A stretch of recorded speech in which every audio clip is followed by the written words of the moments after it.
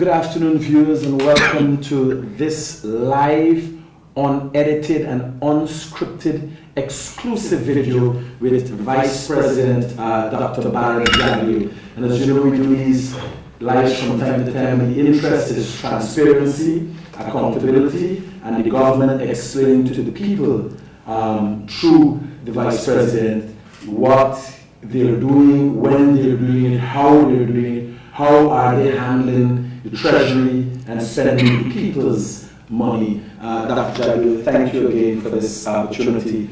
And I know the budget basically has just been read, but there are a lot of issues before that, and then there's a lot to come for 2 weeks with budget debates. Sure. So one of the problems Guyana has is the fact that people have not been able, as a result of the noise, the chatter that comes from certain parts and certain politicians, people have not been able to really tune in to the progress and the success they can access as a result of what the government is putting out there. The opposition seems bent on creating a narrative that's going to create unrest in this country. And it seems that that attitude has led to the opposition itself disintegrating from within, with recently leaked audio showing MPs planning and against the opposition himself. Can you give your understanding, being a seasoned politician, what do you think about that, and where is the opposition going? So I don't know where you want to start with the budget, or you want to start with anyone. These are all yes. the public interest. Yes, I agree, because there is so much, and we haven't done this for a while. So since the last time we spoke, a lot of so-called seminal events have taken place in the politics. It's more like non-events, but they made it seem like they're matters of grave interest to the people of this country. So we have had the infamous statement by Ramjatan that they're now breaking off from the coalition formally because the accord has come to an end. That accord that they had, you could have taken it in its entirety and thrown it in the toilet and flushed it down, and it would have mattered to this country. Because not a single word in the accord was honored. It was a three-card trick for the country. It represented the PNC's dominance in the coalition, and it was the, let me use words that people would understand, the sucking up attitude of the AFC. They were both made apparent through the practice of the last government. So the accord and their manifesto said that the Prime Minister shall appoint the commissions, the Prime Minister shall name ministers or portfolios, suggest ministers, the Prime Minister shall chair the Cabinet of Guyana. The reality was that Nagamutu had nothing else to do apart from running the Chronicle and EPI.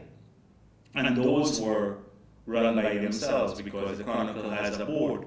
So effectively, he had nothing to do in the last government. And he earned himself the nickname as the rubber stamp of Guyana. So what the country knew it, people knew it, that he was doing nothing except in parading around the country with large numbers of vehicles. If the AFC had any integrity, if they had any pride, that was the stage when they should have said, hold on a minute, you're breaching the accord. And we need to address it at this point in time, because that is not what we told the electorate of the country. But their venality, their lust for power, the corrupt cabal that was the AFC, made them hang on. You could have walked, or the PNC, all over them, thrown them in a pigsty, and they wouldn't have complained, because they just want to hang on to power. So when Ramjatan says the accord has come to an end, the accord never even started, and that we're no longer formally part of the coalition, but we're still together in Parliament, he thinks that he's going to fool the people of this country. So clearly, their strategists have advised them that the AFC has lost practically all of its support on the ground, and that the only way that they could probably regain some of this support is if they distance themselves from the PNC, because there is a group of people in this country that will never do anything associated with the PNC. So this is a tactic to fool people. Don't be fooled. The AFC will never walk away from the coalition in substance. On paper they will do it, and publicly they would say it to Jew people. But in substance they're nothing without that they hanging on to the PNC. And Ramjatan is a sycophant of a different order. I don't think they have even coined a word yet for the level of sycophancy that he has displayed. So none of this will happen, and it's just nonsense. So when I think I was abroad when they said, oh, we're walking away, but we're still going to hang in Parliament. Norton knows, Norton doesn't know, Norton agrees with it, he doesn't agree, all the confusion surrounding it. I just thought, what a joke. And really, you have to be extraordinarily stupid to believe that, to believe anything that they say once again as they try to reinvent themselves. So that was an event that took place that I didn't get the chance to share my perspective on, so I'm doing it today. Do you, Dr. Jagdeo, would you assume or would you suggest that the actions of the opposition that has turned out to be very destructive for this country, is it deliberate, or is just a series of unfortunate events that comes from ignorance? I think sometimes I feel sorry for them. They don't have a governing philosophy, and without a governing philosophy and a bunch of mediocre people, the only consequence or the only result could be disaster. And this is what we find every single time they open their mouth. That is some disastrous comment or comment that people find extraordinarily stupid, as I said before. So this is their whole problem. And the uninspiring nature of the leadership of the PNC. They have, as we've seen in the past, they have had a long period, over 35 years, of running this country in the post-independence period. And that includes the years that they controlled the parliament from 2011 to. And they have made a mockery of development, and they have shown that they are incapable of planning and executing a development program. So the result has been very apparent, very evident for every Guyanese to see. It has been disastrous in terms of loss of employment and welfare and civil rights, and people having to flee this country, and the overall poverty that we've had. And the sad thing is that the same people with straight faces, who are the biggest contributor to the malaise and the economic downturn in Guyana and the loss of welfare, and the biggest contributors to poverty in Guyana, are the ones who are now riding on high horses talking about poverty. And what are you doing to address poverty? We can show a sustained program to tackle those things. And that is why you have such mischaracterization of the budget, because I believe that they themselves, they don't have very little to say, frankly speaking, so they speak in cliches. I've seen a ton of cliches about the budget and nothing of analytical substance in the budget. Well, if you could give the viewers some insight, as if, I don't know if you've been told, I know you have people on the ground and you have a team that looks into these things, but I have noticed as if it were pulled out of the Bharrat Jagdeo's playbook when you were opposition leader. The opposition leader now is holding his press conference on Thursdays, and even used a word to suggest the budget being vacuous. A word that you use when you're opposition leader. It seems funny. Yes, it's funny and it's not flattering. You know, people might find it flattering that they just copy everything. But like I saw another underwhelming, almost every adjective we used to describe their budgets in the past, and deservingly so, they are being using again. So I don't want to get into details, but their guy says that the APNU put $94 billion to be spent on education, and no wages and salaries announcement for the teachers. But in the budget, we have budgeted for wages and salaries in 2023. Just that the announcement will not be made now. It's done towards the end of the year.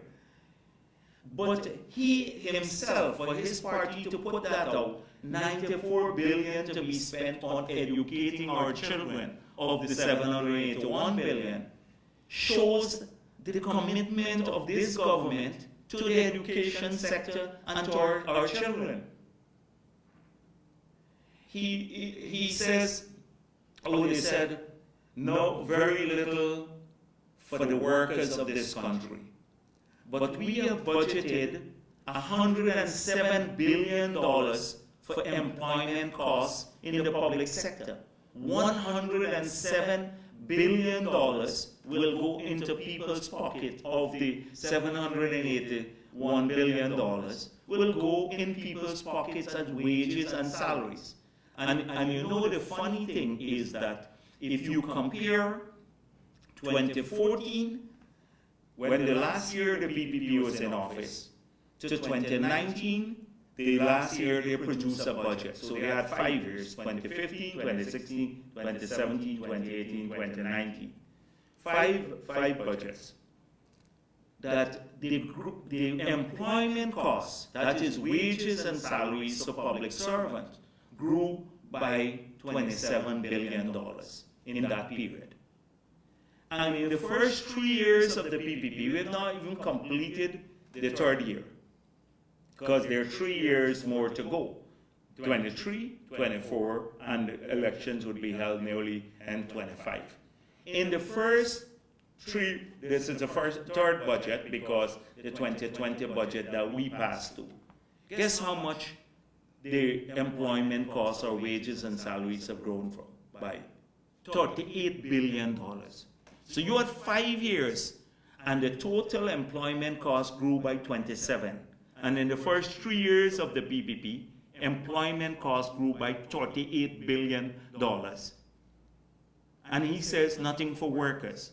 So we have given almost $11 billion more in the third year than they gave for the whole 5-year period to workers in the public sector. And he says nothing is there. You know, so every cent, they have this philosophy. That's what we need to move this country away from. It's called a hand-to-mouth philosophy. That's how their APNO runs the affairs of their party, and they believe they can run the country that way.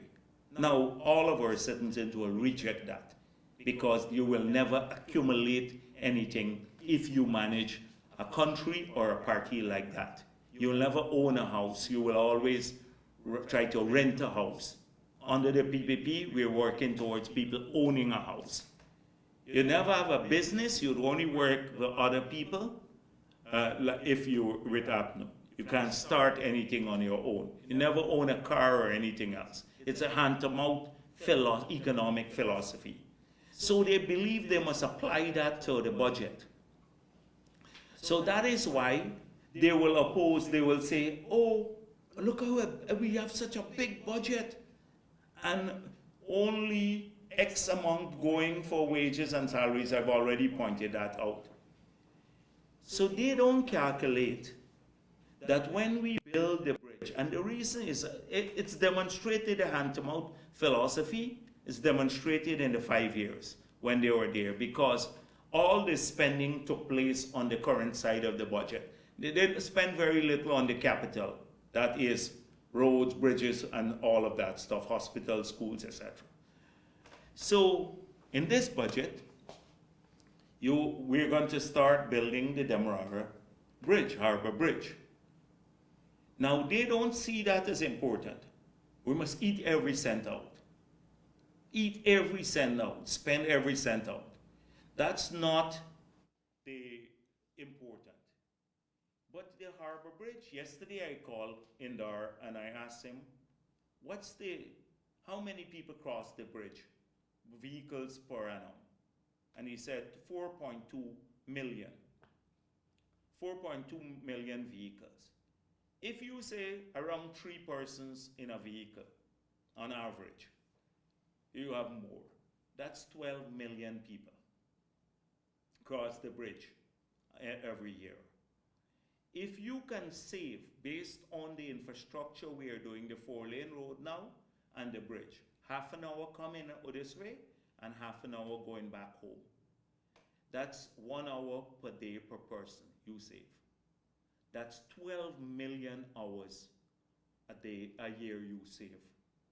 12 million hours, if you cost it, runs into billions of dollars. But more so, it changes people's lives.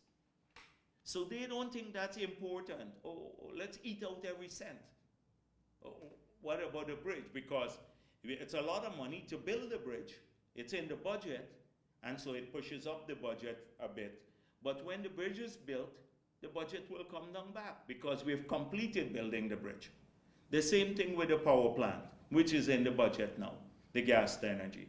When that's completed, it pushes up the budget, so the budget looks big now. When it's completed, it's done. We don't need to spend that much money on the budget anymore, such a big budget. But $39 billion, that's the annual revenue of GPL. That's about 200 million US dollars. So if we cut the electricity price by 50%, so from 30 cents to about 15 cents per kilowatt hour, that means people can save 100 million US per year, the Guyanese, that when that project is completed. They don't think about that. They don't think that it's, in fact, the leader of the opposition said, oh, we want to move away from primary commodity production to manufacturing, which is a standard thing. Everybody speaks about it around the world. And I've not seen any project to tackle electricity, which is the biggest cost for manufacturing. The man can't even read the budget. We have a big project like that. He says specifically he didn't see anything, didn't hear anything, and he has the budget before him. But they don't look at this sort of thing. We're building 7 new hospitals next year, 7, and maybe another 4 will start in the hinterland. About 11 new hospitals will start next year. In fact, this year, 2023. That has an impact on people's health care. We can't eat every cent up. But that's what they seem to want. And so, oh, we didn't see all of that, why the pensioners got, why the children only got $40,000 this year as the cash grant and the uniform allowance. The same idiots were the ones who took away the $10,000 from the children. $10,000 per year. Now they're getting $40,000, but that's not enough now. And then I had a conversation on the corridor with Ramjatan. How, oh, we leaving y'all a lot of money. So I said to him that they left us money from the oil and gas sector. He said, we left the agreement. So I said to him, I wanted to use an expletive. I might have even done that. But I said to him, we left this sector. The Exxon came here in a very long time, around 2000. And they've been exploring long before 2015. They found oil before the elections.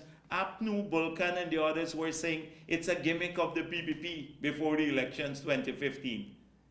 They didn't leave any sector. Apnu has not left a single sector in this country. You think about it. Anything positive. They've been known for destroying their various industries, the bauxite and everything else. They destroy sectors. They don't build anything. What they left us was a shitty agreement. That's what they left us. So they're begrudging this. And it's not only the oil money in the budget. We're going to get about 1.2 billion coming to the budget from the oil and gas sector. But that's 1.2 billion is just over 200 and something billion dollars. This is a $781 billion budget. So some has to come from other revenue and some from loans that would be repaid from the projects. Like the big energy, the gas to energy project will be financed because the sale of the liquids alone will pay back those loans. So this is the sort of thing, some asinine comments about various aspects of the budget. Really too bad. We have billions of dollars, $5 billion for hinterland roads, 30-something billion to build people roads in front of their yards, and there's nothing in the budget for anyone. Can you imagine this sort of thing? This is not a serious opposition.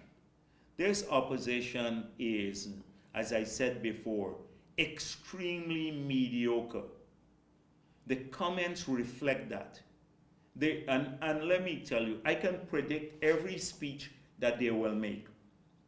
I can tell you a man's only about racism. And everything will boil down to racism in their speeches at the end of the day, and discrimination.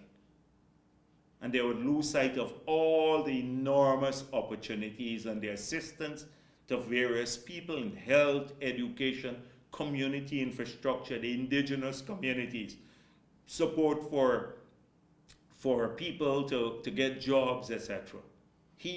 Norton again, he said, oh, the PPP promised to reduce unemployment. They didn't promise part-time jobs. Well, we've been reducing unemployment, and we have been giving people part-time jobs, which further reduce unemployment. A man of his stature, I would have assumed, would have had some serious analytical sorts of approaches to the budget. There is none of that. Dr. Jagdeo, while the opposition leader attempts to pull, maybe things out of the sky to dispute the budget, there's no solid proof because it's not gone through as yet. Yeah. It's just been read. He himself shows poor management practices. He recently, his treasurer recently came out and said he had him signing blank checks. It seems that the opposition leader does not understand accounting practices. Can you speak a little to that and your take? Yeah, well, that whole saga is revealing for a politician like me, who've been around for a while. I find various dynamics at play there. So clearly, Norton has this issue with accountability, and the other members who have had charges constantly leveled at him about not being accountable for party resources that he collects from various sources. And then you have this earth-shattering revelation that he practically forces the treasurer of the party to sign these blank checks. And the treasurer doesn't see any document to support the expenditure made that are paid for by these blank checks. So this speaks a lot about how the party is managed. I can't imagine if you make a contribution to that party that you could be sure now that it's going for the intended purposes, given what has been said. And you can't undo what has been said, because not only the treasurer said that, but you have members of the North American chapters of the PNC repeating the same thing, that they know of issues, they have recording of issues that show unaccountable practices on the part of the leadership of that party. So that is the first issue. But clearly Norton has bigger problems. And it's a den of cutthroats in there. A den of cutthroats. So his problem is not the PPP now. His problem is in his own party. Because from the revelation of the tape that followed this revelation, the resignation of the treasurer, one could clearly discern a clever campaign at displacing him. But it also reveals how duplicitous and low-life the behavior of Mahipal and Roysdale Ford could be. Because clearly they knew that that tape was being done.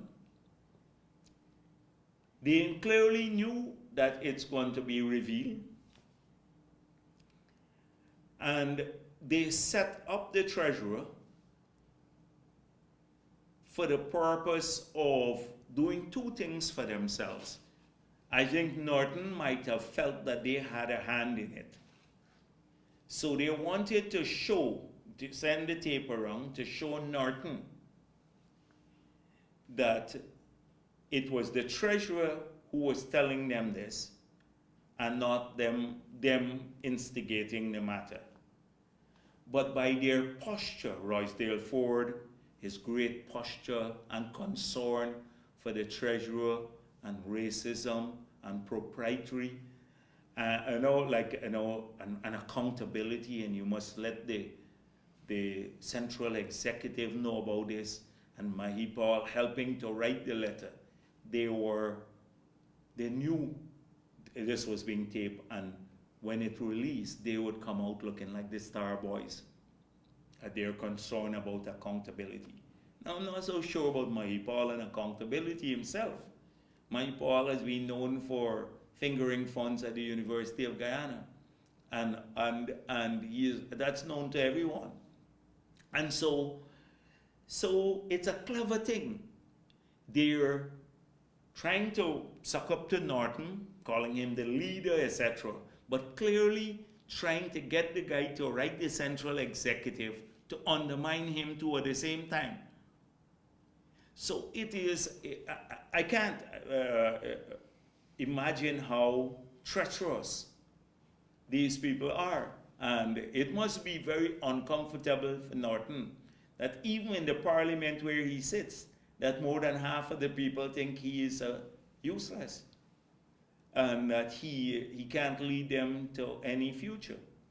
And so this is, it was very revealing to me. You had there a series of crooks being... Dr. Jagdeo, as much as you delight in using the opportunity, I must say delight in using opportunities where the PNC stumbles, even with this revealing matter. Within that matter, there is a concern, a grave concern to Guyanese that is not so much political. Whereas the issue of racism was raised by the treasurer and Paul, who were Indians, and that issue was raised, clearly showing that the PNC that comes out from time to time and claim racism is very much a racist party within. And this affects people. I know, the political aspect works for you. What can we do, knowing that the evidence is there, it's clear that it's within, and the Indians within the PNC are willing to accept it and swallow it, because the extent of the conversation, any part of the world, racism is casted out, it's a damn thing. And the extent was, although their racist actions being met out to Mussolini and Paul, they were willing to work with that just for power. Yes. So it shows why people are with that party. How do we work on that? Yes, and you're absolutely right. And also, how could a Paul stand up and have any credibility anywhere in this country? The Paul was having heard that the guy said, accused of racism, then turns around and writes a letter to say this is not true. He's unaware of all of this. And then at the convention center, he did the same thing when asked about the blank checks. He was there in the conversation talking about the blank checks. He was supposed to write this issue. He was asking the guy, how many blank checks? 25. And he said to the reporter, I don't know of any blank check issue. He doesn't know of any blank check issue. How could a single word, how could you believe a single word that he says? And so it's all for the purpose of getting their hands on power. Now, Norton said of the $781 billion, 25% will go off for corruption. So that's a lot of money. That's that's nearly $200 million. $200 billion will go for corruption. Remember they said that too in 2015, how they're going to find hundreds of billions of dollars because of corruption. And that will be the democratic dividend, and that would help to finance the government in the future. They put that in their manifesto. Well, they put together a Soku and a Sarah. Sarah spent more money than it was recovered. You couldn't recover anything because it was all bilge nonsense. So they gone off again. He said 25%. And nobody challenges him. The media just swallowed it up and reported it. Nobody said, how do you know? Why, if a dollar is lost now, why don't you complain about it? Don't wait for $200 billion to be stolen. If $10 is lost or $1 million, why don't you complain? Why don't you make it public? Since you know all of that is happening. But the media here doesn't often challenge politicians for saying nonsense.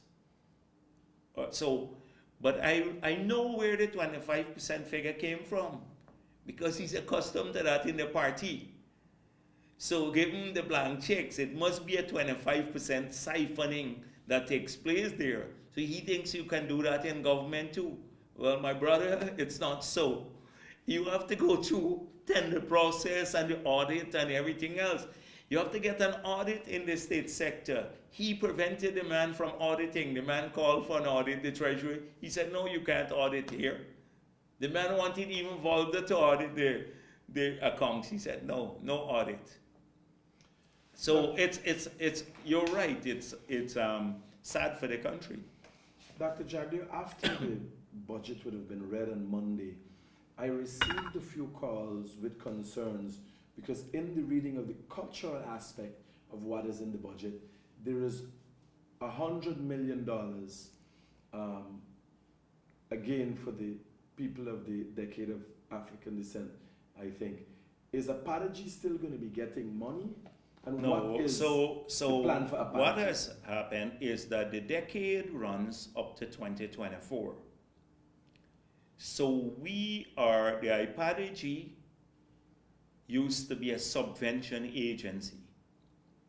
So the money is budgeted to release to the subvention agency. If you look at it now, it's not budgeted under that head. So this is money to support the decade of the development of African people around the world, to support that, but not through Apology. Apology has proven itself to be partisan, and they cannot account for the funds. And so whilst the money is budgeted, it's placed in the budget, it's not placed under that head of where there's a list of subvention agencies. Will it be a case whereas the PPP will be ensuring, the PPP administration or government? Yes, because be there ensuring are that about this 70 or 80 Afro-Guyanese organizations that claimed exclusion by Apology. Apology threw them all out. There was an assembly and they threw them out, and the 3 signatories to the account all came from the Coffee 250 organization, one organization. And you recall the Rastafarians asked them, issue a statement that they refused because they didn't want to be part of a political campaign. They were excluded. And this is the same Coffee 250 that was holding some forum about apartheid in Guyana. So it is a partisan body that ran that. So now we're going to have to consult with all the organizations before the resources are disbursed. And for the first time, Black Guyanese are going to actually have access to, to these resources, and not have, like as I demonstrated in the statement, the financial statement, that less than 400,000 Guyana dollars in 2020 went to scholarships to Afro-Guyanese. Less than 400,000. Out of 500 million? No, out of the 100 million in 2020. Okay. I was losing that year alone because I didn't have the accounts to the other years.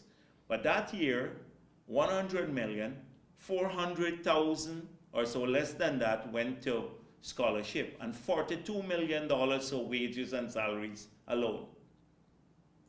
Wow. So it really never was to help the other organizations. They captured it. It was captured. What can, we've been on the political side there addressing some of the issues that people want to hear about and see cleared up. What can people expect to see? A lot of people do not understand, simply like the Harbor Bridge, what it means in the ease of traffic and so on.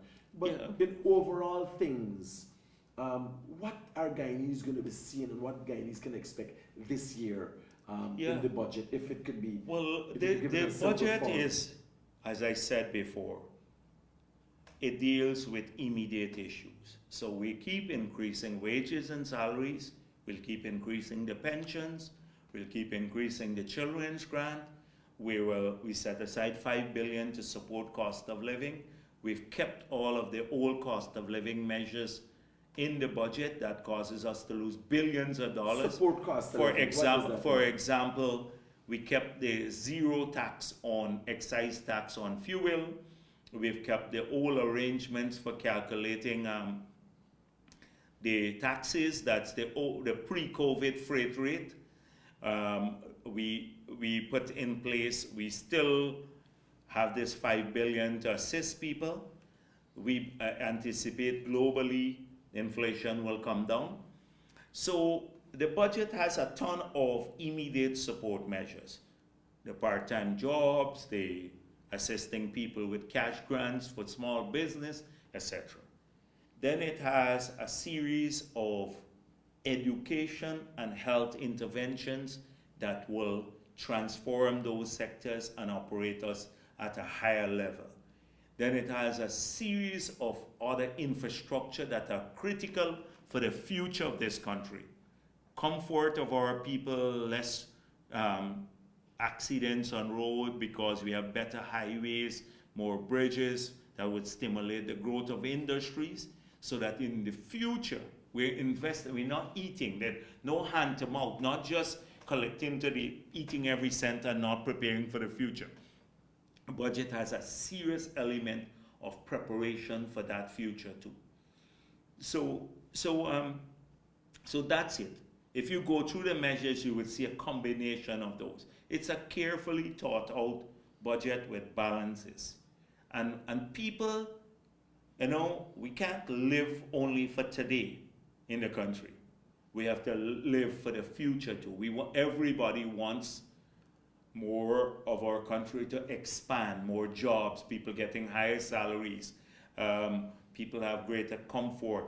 The security sector, we are going to be, there's money in the budget to roll out a bandwidth across the country so we can then mount cameras around the country. We can move to a more sophisticated form of security for crime fighting, because that's essential. You would see the airport become paperless this year. You would see a new ID card will trigger a whole range of other services that could be linked to the secure biometrics that we'll collect. There are lots of things to modernize our society, allow it to operate at a higher level, have people get more services. There are a slew of measures in the budget, a number of support for new industries, the hemp, the shrimp rearing, a whole range of things to expand our agriculture sector. Lots of initiatives. It's a budget that we put a lot of effort into. And to have it disparaged or simply because of the lack of understanding or the lack of capacity to understand by the opposition, where you have some mediocre kinds of presentations, and you watch the debate too. You will see it's all about nitpicking around big, tiny issues without understanding big picture. If they had understood big picture, you wouldn't have had these stupid comments. Oh, another one was, oh, the fourth budget of the PPP, although we are only 2 years completed, we have another 3 years to go. And no free university education as yet. So we promise free university education in the 5 years. We have a 5-year term. We'll do it in the 5 years.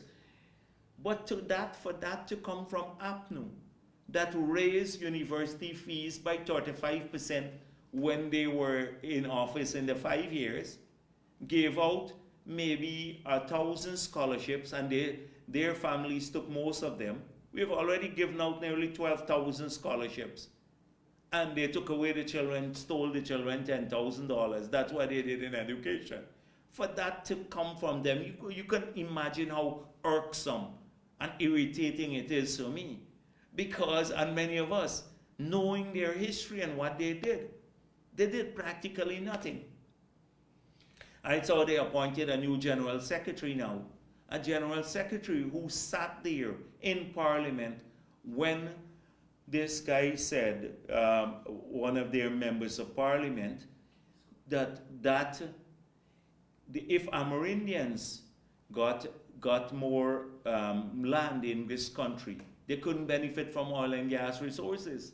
So the Amerindians are benefiting from oil and gas resources now. They're benefiting from the forest carbon resources.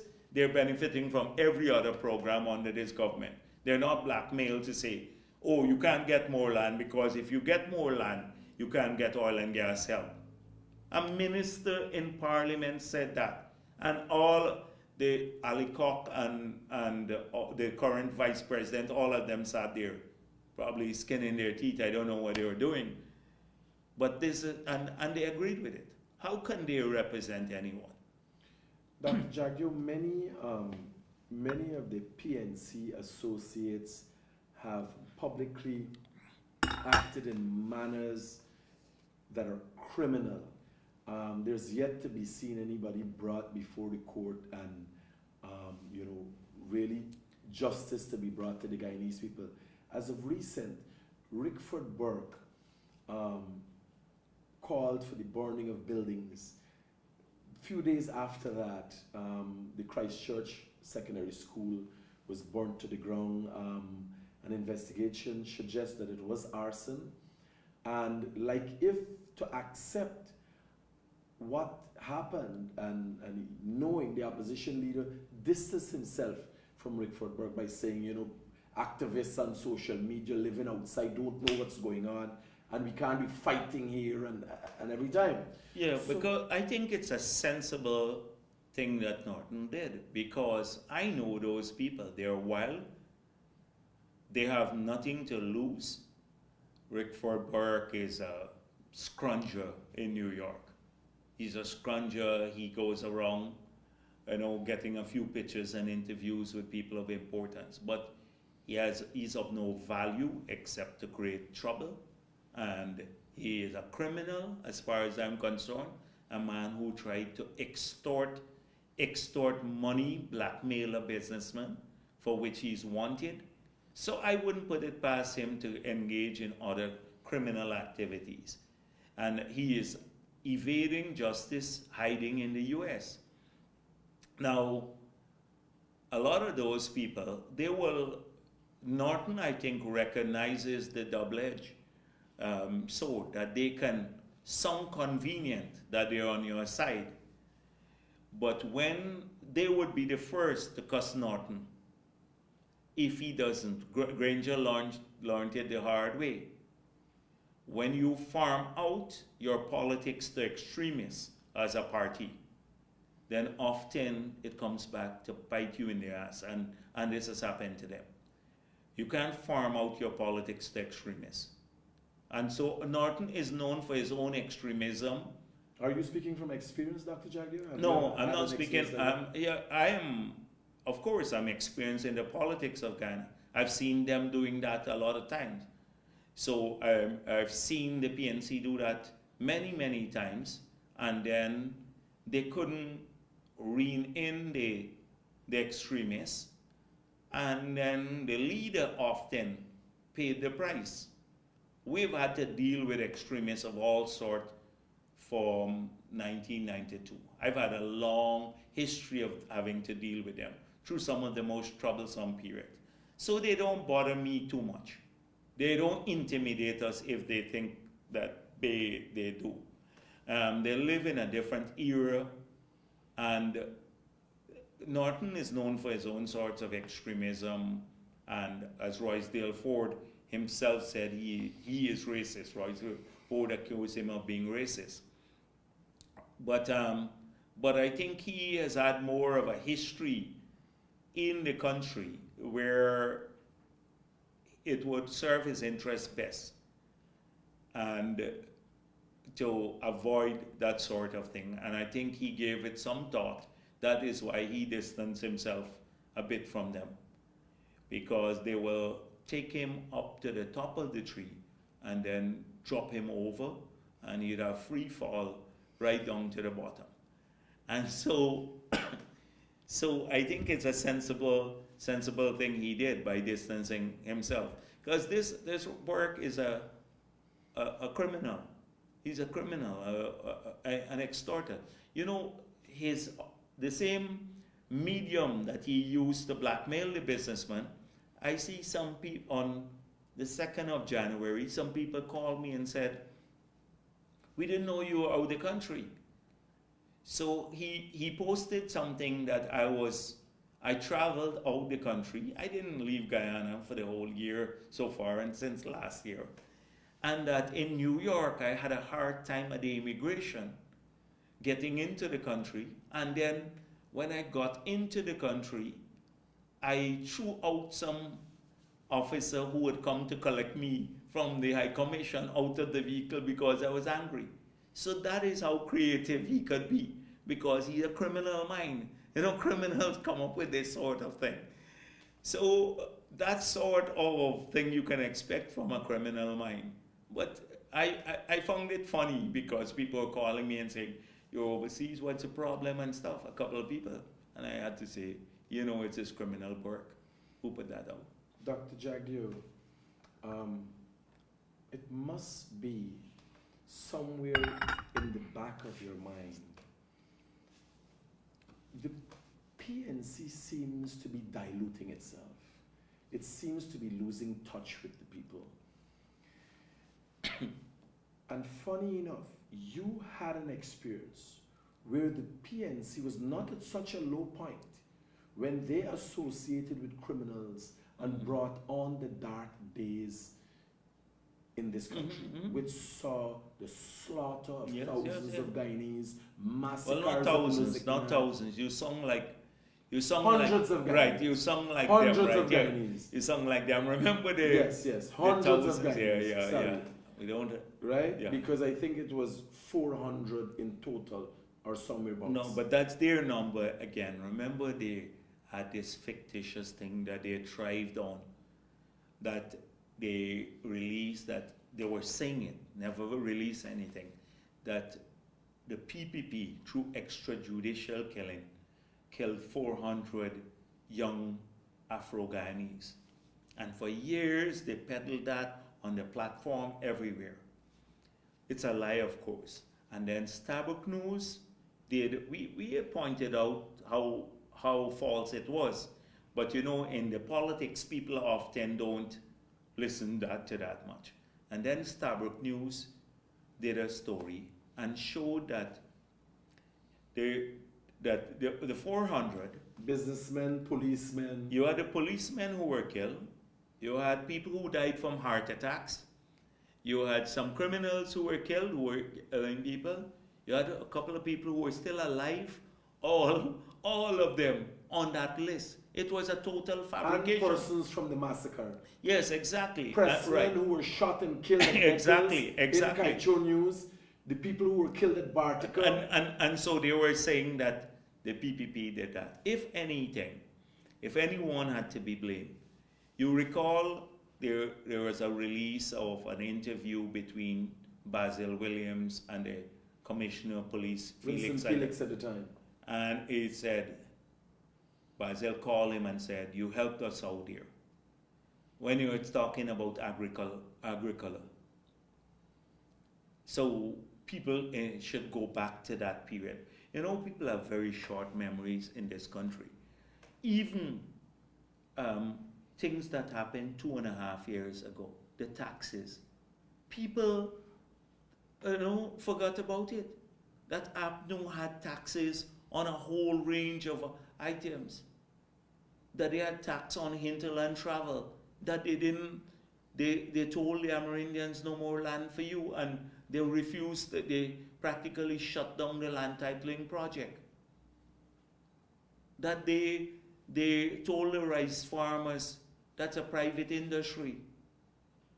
People forget a lot of things. Dr. Jagdeo. That you had several ministers in that government who were caught giving themselves business. Cathy Hughes her own company was getting business from her ministry, and we found a check that she was signing on behalf of the company that was doing work in her own ministry.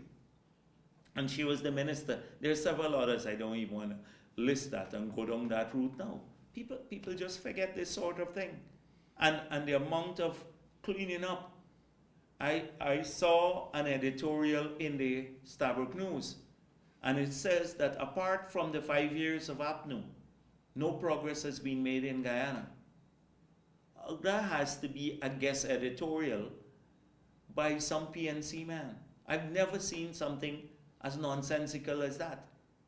The first time, I think Starbuck is lower its standards, because if I can trace factually If they themselves go factually and look at the country in 1992, its economy, its state of well-being, the level of health care and education and security, the level of income of people and services in the country, and every parameter, they would see that it is transformed. This country has made phenomenal progress compared with its peers.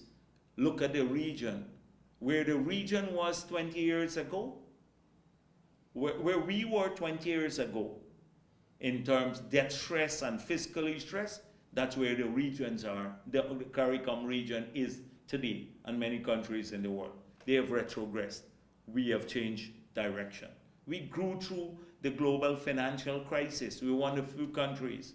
Before oil and gas, we had one of the highest growth rates in the region. Before oil and gas. Dr. Jagdeo, we deferred a little bit there. Yes. But the real question is the PPP willing and ready to stand up in the event, since there's no other way that the PNC seems to gain power, if the PNC decides to go rogue and start expressing criminal intent against Guyanese, is the PPP willing and ready to represent the citizens of this country? So when the country was less resourced and not as stable as today, and when people were poor, they had less jobs, etc. And even with some level of duplicity from the security forces, with Felix there and a few others who were sympathetic. Collins was there in the leadership at that time. They both went into the PNC. So they were not pursuing diligently the security agenda. In fact, they may have been encouraging some of the level of criminality that we saw. Even with all those things stacked against us, we prevailed because we approach it with fortitude and resoluteness. So to think today that those methods would succeed, it's a dream on the tree when you fall asleep. So if they think that they will succeed using that method, they tried every single method. They tried all sorts of things, including trying to steal elections. And the inquiry is going on now. And I hope people are paying particular attention to the Commission of Inquiry. You know, up to now, they have not showed up. Norton, with his SOPs that he has in his little bag there, down there clutching it all around, he didn't take his SOPs to show how they won the elections. And Paul and Ramjatan and all the Russians, we can't find these Russians, Katyus. They should go and tell the people. Tell them at the inquiry. We've heard where the instructions were coming from. We've seen the role of the deputy chief elections officer that all along was saying they didn't know anything, but a central figure in giving direction and instructions within there. It would be good to go and find the calls, trace the calls that were made on our phone and find out who in the APNU apparatus was giving instructions. Dr. Jagdeo, are you willing to accept some amount of fault for your government's unwillingness or inability to weed out bad eggs from the system? Okay. Case in point.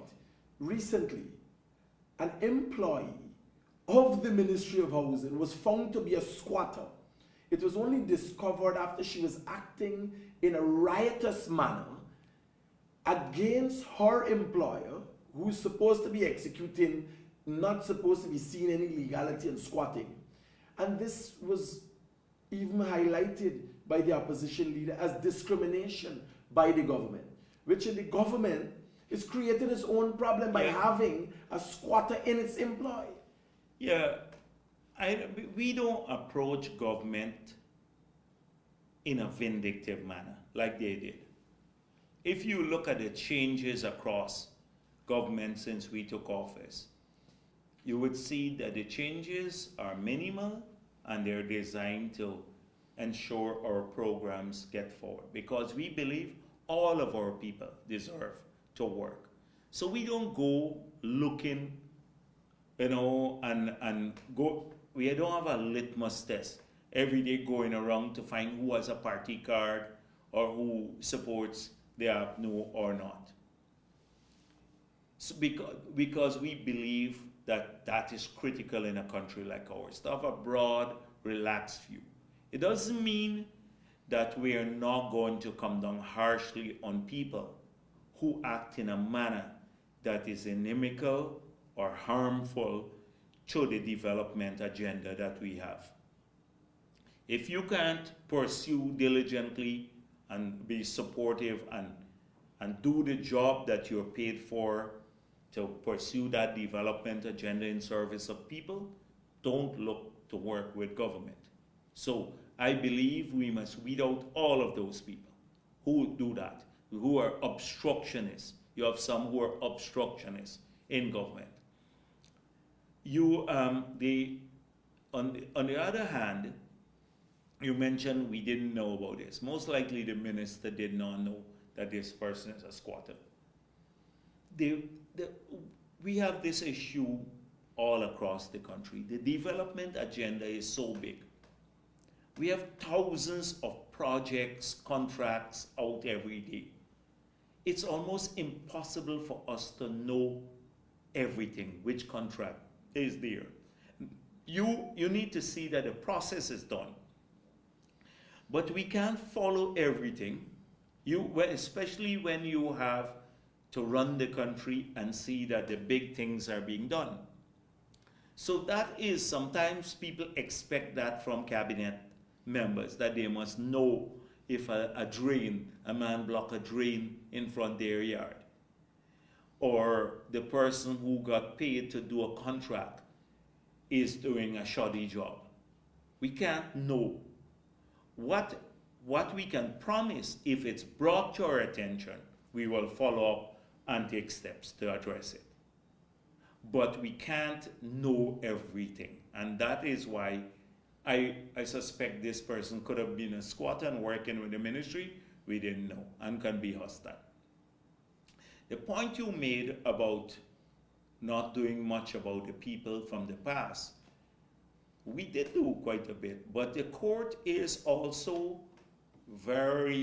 operates in its own zone, and almost it's a different kind of, they have a different concept of time in the judiciary. And so lots of charges have been filed for corruption. Winston Jordan has several charges. Patterson has been charged. I think the man from Ben has been charged on land matters. You've had Carl Joseph has also been charged for misappropriation. We have the evidence of this. And but the cases are now moving forward. You got a big thing, one judge, a magistrate would recuse himself from the case, then another one, then it gets postponed. A long, drawn-out affair. So it's not totally true to say we have not taken steps against some people, but it's not very encouraging to pursue them when it gets stuck in the court forever. And pretty straightforward cases. These are pretty straightforward cases. Dr. Jagdeo, being the politician you are, being the past opposition leader, a lot of people might not have known the integral role you played in the last election, because as General Secretary of the party and opposition leader, you'd have had to organize things. There was a lot of work, things that can't even be spoken about. Yeah. When will you, through the experience of the 5 months, so when will you be presenting yourself to the COI? Okay, so because of that very same concern, that I think our case has been made, the case has been made adequately that they tried to steal the elections. And I can only be supplemental to that. I can't prove anything original again. I can show how through some various other mechanisms that people I may not want to speak about in public, that I got intelligence from within about how they were organizing the whole process. So I don't think we need to prove another case again. The whole country knows that they tried to steal the elections. The reason they have to go is because they have a different narrative. They're saying that no, we were trying to steal the elections. So they should go and prove their case. My case has been proven already by all the witnesses that have gone so far. Every witness has showed that there was an attempt, a coordinated attempt between GCOM and the PNC and AFC to rig the elections. I don't need to supplement that. Now, I've seen a lot of people of recent, everybody speak about their role, Vishnu Bisram, everybody. And sometimes I find it funny when people talk about these things. Because it was a tough period. And there are lots of things that were done all legally that I maybe sometime, maybe before I kick the bucket. You should in your memoirs. Maybe before I kick the bucket, I may talk about it. Yeah. But I'm not at this stage. But we had to, it was a 24 hours task, no sleep. 24 hours task, no sleep. Thousands of moving parts. An attempt that could have, by fighting off an attempt that could have caused conflagration in this country. They were trying to push the country over the precipice. People don't know how much effort it took to undo that, because that was their hope. If you had that sort of turmoil, then they would have maintained power, regardless of. The truth is, Vice President, the regular citizen doesn't know, but I have experienced them coming and trying to make me out to be a racist. At my home, I've never heard, I've tried to do the research to see if there was any other time in the world that a regular citizen had sitting ministers protesting in front of his house. I had a minister in front of my house trying to create unrest in the country. No, this was to crush alternate views. They were trying aggressively to crush alternate views from the media. And then when they failed to do that, they then developed a PR campaign led by Nagamoto and the likes to go around the region to change the narrative about the rigging, that we had succeeded in getting around the region. So that also was another front we were fighting on, an international front, and they had a ton of government resources, and they were misleading they were doing briefings, they were doing TV programs, getting articles planted to show another version of what was happening here, a false version. So that was one of the fronts we were fighting on to. It wasn't just the legal front, meeting regularly with our team, almost anticipating how they would use judgments that will come out from our local court to support the rigged narrative. I recall us when the judgment was given by Reynolds, and our case, the same night, our case, I went to a press briefing, and I had to basically be ambiguous about whether we were going to appeal it, but we were already preparing the appeal. And we had in the appeal that Lowenfield would use that ruling to disenfranchise people, because the ruling, to simplify what it meant, said that basically the chief elections officer could decide what a valid vote was. And then we anticipated that, so it was in our pleadings before the CCJ, the same night. And the next morning, he did exactly that, and he disenfranchised, I think, 175,000 PPP voters, saying they were not valid.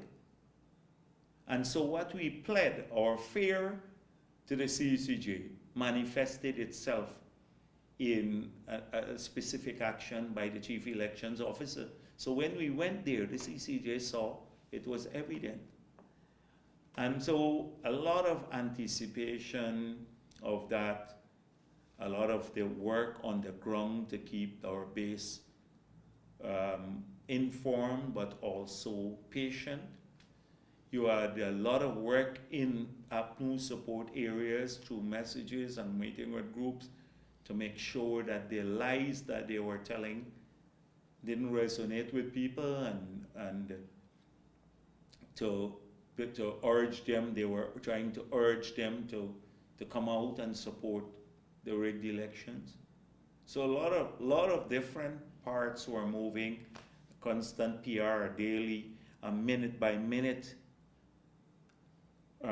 interface on the phrase like the social media, because a lot of battle was going on the social media all the time. Lots of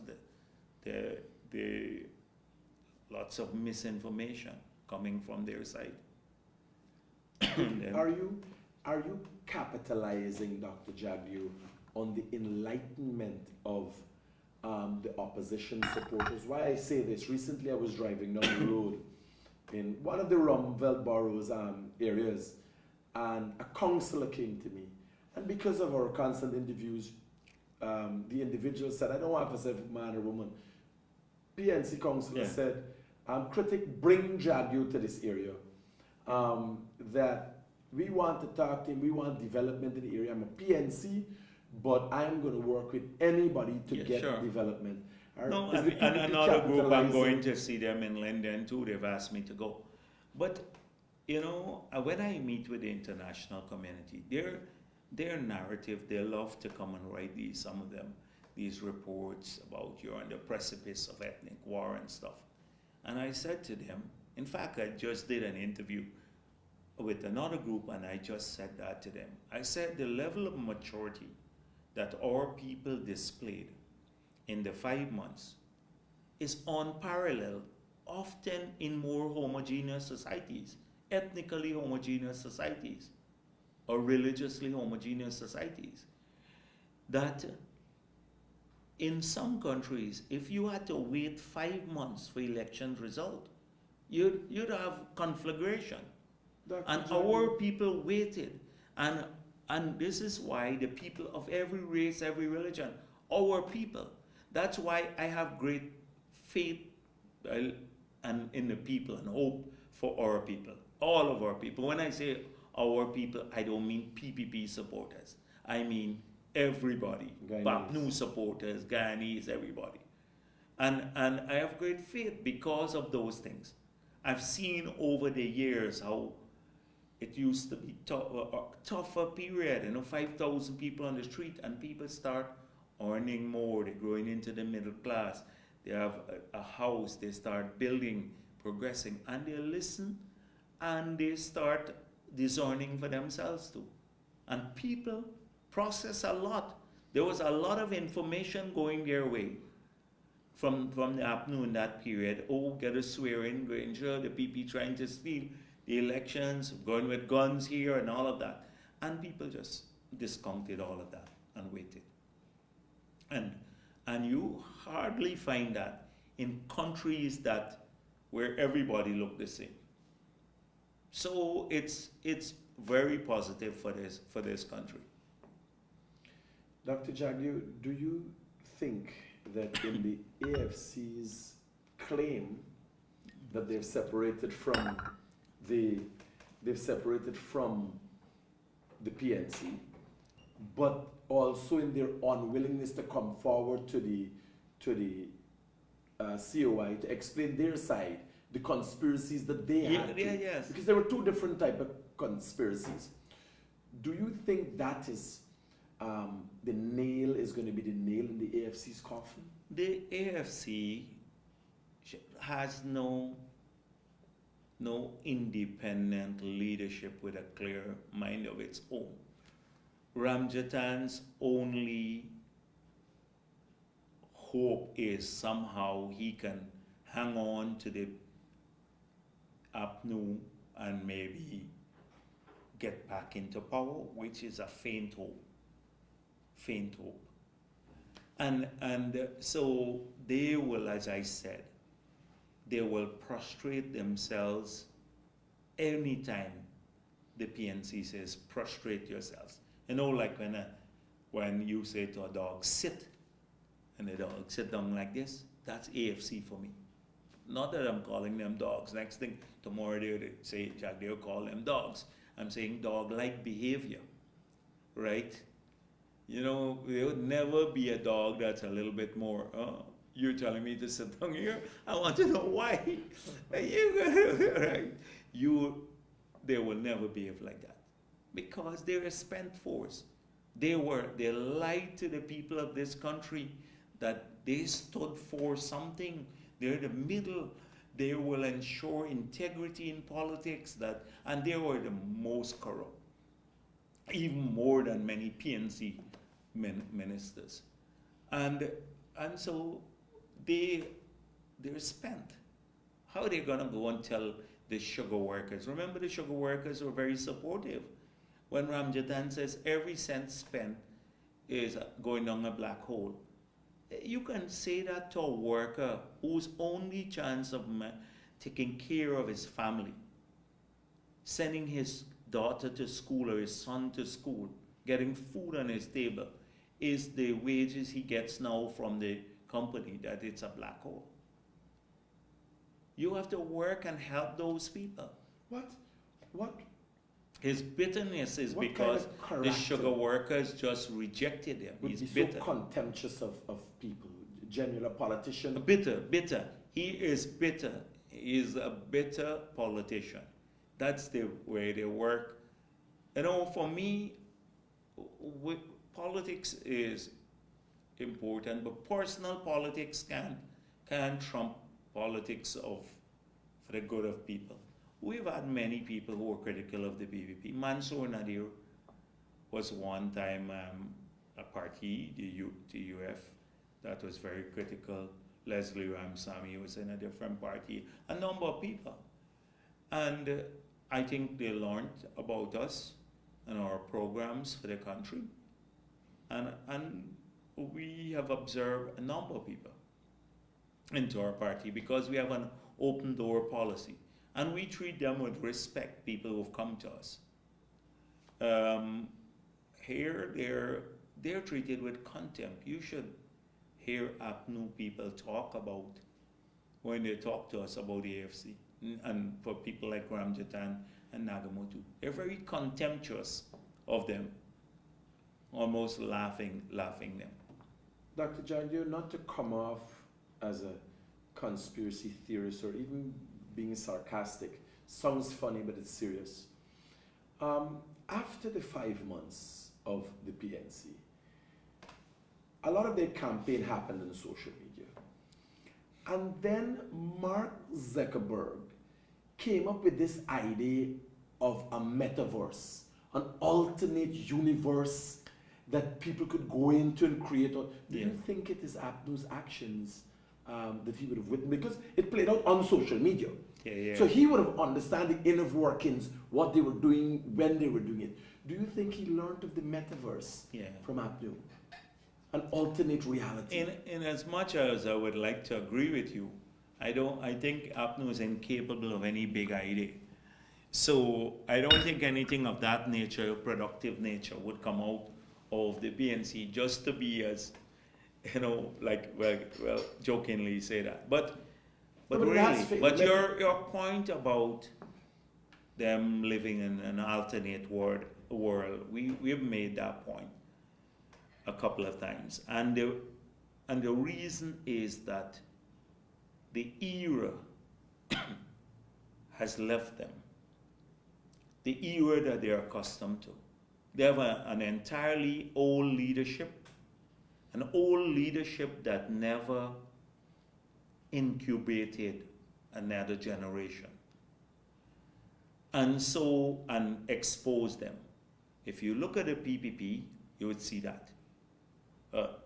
50 people I can name now who are in their maybe 40s and early 50s and stuff like that, who can just, and 30s, who can take up leadership position. They have experience, etc.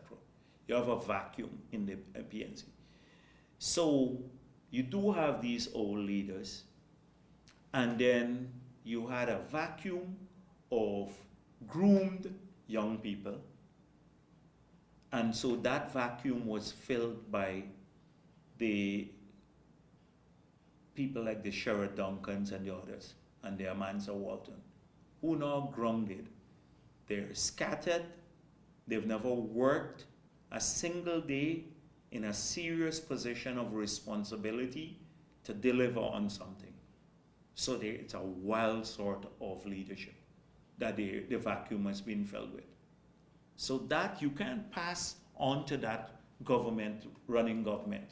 Just imagine a Mahi Paul and a Amansa and Sherrod Duncan and a few of the others that you can't even remember now running government. How could you? They wouldn't even know what to do. Just listen to what they say. So that is their tragedy. And therefore, this old leadership was brought up under confrontation. It's a failed approach because they came up through the 70s and all of that. And then, and even Norton, when he speaks now, I can almost trace his statements to the development philosophy of the 70s. You know, he talks about a few things, and those are old concepts, very old concepts that are dated. They're not reflective in modern economics even. So that's it. They stop there.